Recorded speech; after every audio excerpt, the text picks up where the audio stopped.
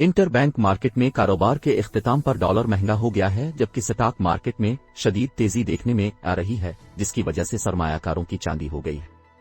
तफसीलात के मुताबिक इंटरबैंक मार्केट में कारोबार के इख्तिताम पर डॉलर की कीमत में 74 पैसे इजाफा हुआ, जिसके बाद डॉलर 175.46 से बढ़कर 176.20 रुपए का होकर बंद हो गया है।